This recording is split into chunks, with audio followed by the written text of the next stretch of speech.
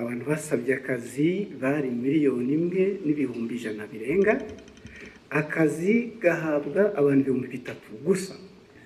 Mu mpamvu zimwe zibitera, inzego za leta zimwe zishyira ku isoko imirimo zigakoresha ibizami, abantu bagatsindira akazi ntibabashyire mu myanya. Inzego za leta hakwiye kubamo n'abakeya kurusha abo ngabo, hakwiye kubamo bakeya kurusha 3,000.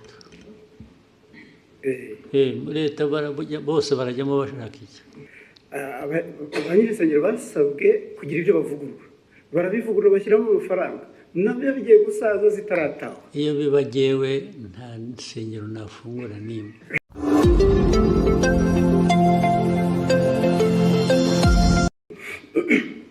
Ndagira ngo mbashimire kuri uyu mwanya mumpaye. Sinzi niba mwarabonye raporo yasohotse ivuga ko mu mwaka umwe 2024-2025 abantu basabye akazi bari 1,100,000 birenga, akazi gahabwa abantu 3,000 gusa. 3,000 kuri 1,100,000. Bitatu bigomba kuba ariko byaragiye mu kampani imwe cyangwa ebyiri. Ntabwo nibera ko birakireke. Noneho mu mpamvu zimwe zibitera, inzego za leta zimwe zishyira ku isoko imirimo zigakoresha ibizami, abantu bagatsindira akazi ntibabashyire mu myanya. Hanyuma abavuga ni mu nzego za leta. Yego, mu nzego za leta. Inzego za leta hakwiye kubamo n'abakeya kurusha abo ngabo, hakwiye kubamo bakeya kurusha 3,000. Leta bose barajyamo bashaka iki? 1,000,000 urayishyira muri leta ijye ikora iki? Nyakubahwa Perezida wa Repubulika, ikibazo ntabwo ari uwo mubare w'abakora muri leta, ahubwo abo bavunika bakora ibizamini ntabwo bose babikoze n'abiyandikisha basaba akazi. Ababikoze ntekereza ko bagera muri 500. No kugira ngo baringanize. Ariko harimo imvune, hari abakoresha ibizamini wenda nko mu karere kamwe ka Nyagatare, ugasanga ikizamini kiri kubera i Musanze. Hari n'umudepite ejo bundi wavuze ati kugira ngo duce intege abo basaba akazi bakina, hajyeho amafaranga ku bashaka akazi. Ibyo ni mismanagement, ni imikorere itariyo. Ibyo nyine babishyira ku murongo, ibyo bishobora gukosorwa, ntabwo ari ikibazo kinini cyane. Hanyuma ikindi Nyakubahwa Perezida wa Repubulika, ibirebana n'isengero, abanyesengero basabwe kugira ibyo bavugurura, barabivugurura bashyiramo amafaranga, nabyo bigiye gusaza zitarataha. Iyo bibagewe nta nsengero nafungura nimwe. N'ibyo dukora tubikora nyine byose kugira ngo abantu nayo insengero muri development, muri ibi byose twavugaga intambara ziri ku isi na survival y'igihugu, insengero zifitemo uruhare iki? Nazo ziratanga akazi se? They are just cheating. Abenshi they are just cheating. Ariko mubahehe mwebwe? Ngewe ibyo mbona ko ari abantu huzuyemo ububande gusa, kurwana n'ababande bari mu churches nabyo nta mpuhwe mbifitiye na busa rwose.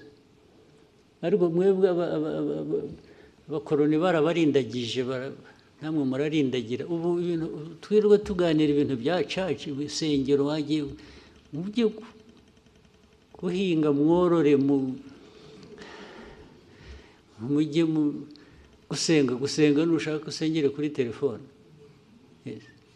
Ibyo churches aho byaturutse ntuhazi. Churches ziri ahantu hose ziri, ahubwo ndetse buriya nuko dushaka gushyira ibintu mu kuri, ntidashaka guhutaza abantu, tugira kwigisha, naho hafunzwe nke.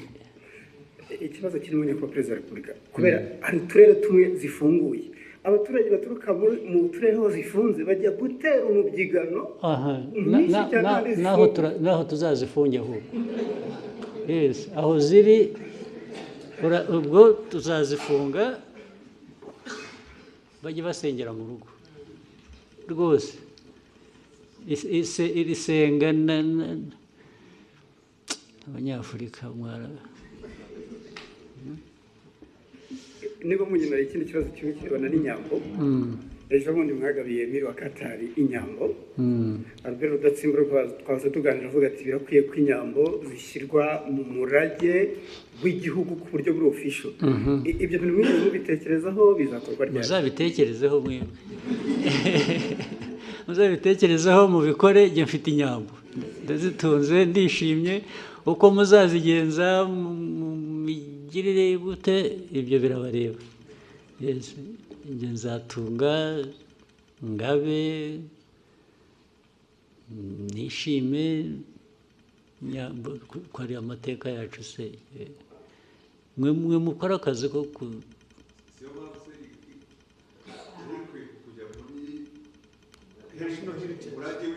ibyo birabareba muzabishyiremo njyewe.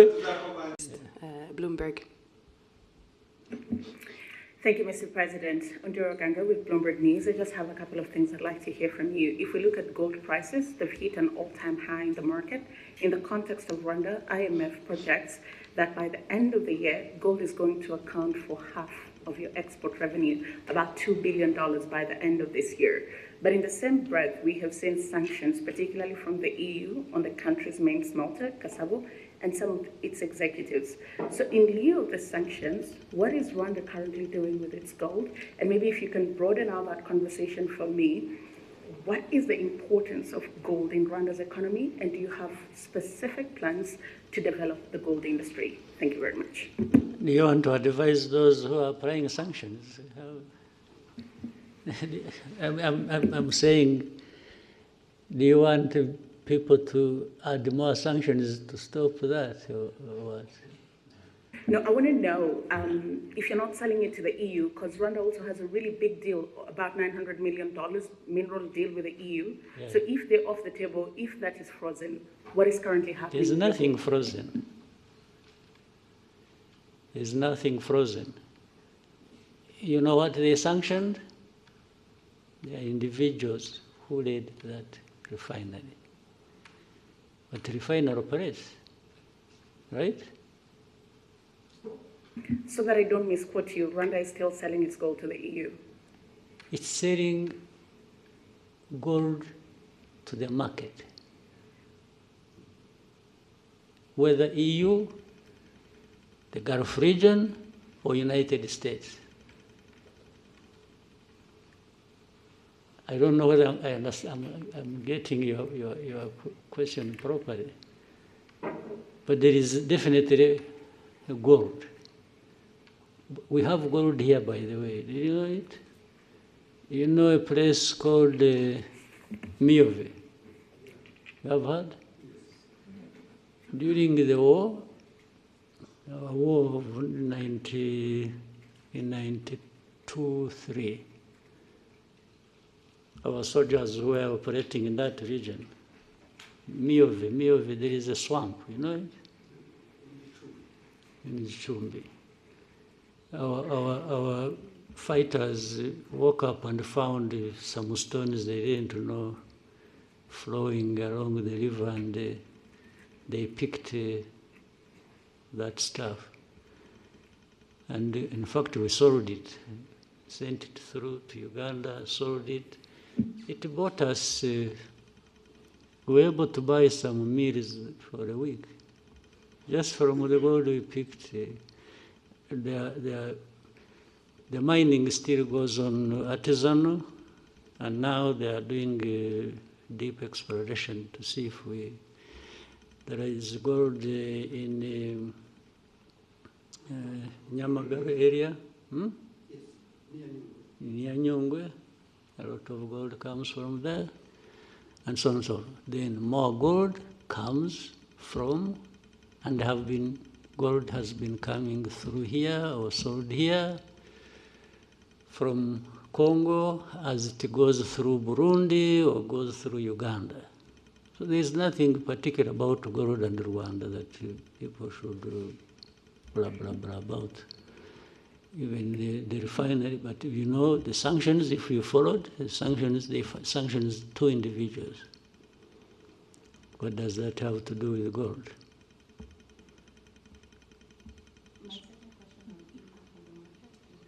impact of Rwanda on the market, or